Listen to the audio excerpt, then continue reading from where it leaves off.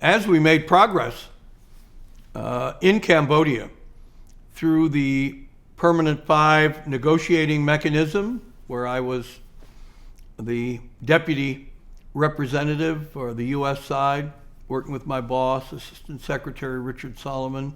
We would meet with the Russians and the Chinese and the British and the French, with support from other countries. We were putting together this agreement, this new constitution for Cambodia, in which there would be a free UN-supervised election. And as we did that, the Japanese would host conferences on economic assistance.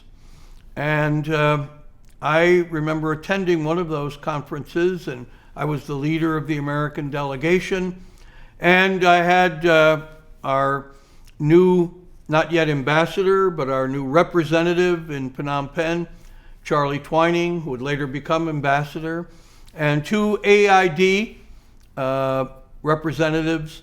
And we were sitting having breakfast in the coffee shop of the, I think it's Okasaka Prince Hotel in Tokyo, and talking about what the aid program for Cambodia would look like as we were now getting ready to implement the election.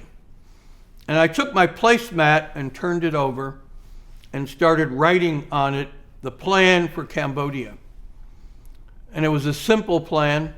We had $13 million. I said, we've got to rent all the road grading equipment we can find and contract and bring it into Cambodia and start upgrading roads into the Khmer Rouge areas, because there are still 25,000 Khmer Rouge.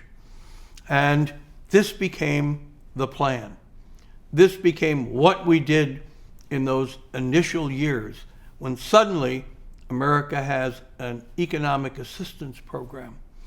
And the road building approach to confronting terrorist organizations, one that I had learned as a 26-year-old brand new Foreign Service officer working in Sadek province in Vietnam, now 20 years later would be the mechanism I would use to endeavor to destroy the remnants of the Khmer Rouge, the 25,000 Khmer Rouge who still occupied vast tracts of the Cambodian countryside, and who the North Vietnamese army, 200,000 men strong, could not dislodge and eradicate.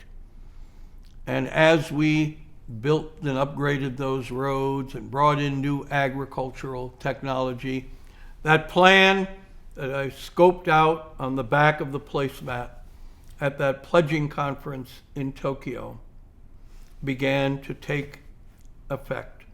And this would continue through my time as ambassador. I would meet with Prime Minister Hun Sen down in the basement of his residence, and we would talk about demining roads, what are the key highways, and slowly we opened the way into these Khmer Rouge strongholds.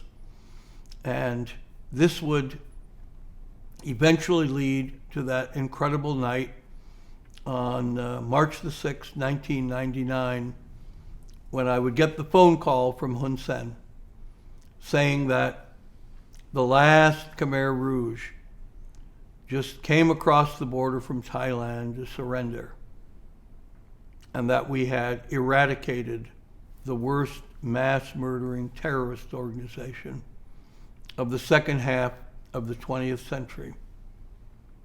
Using that plan, they wrote in the back of a placemat in Tokyo at a pledging conference.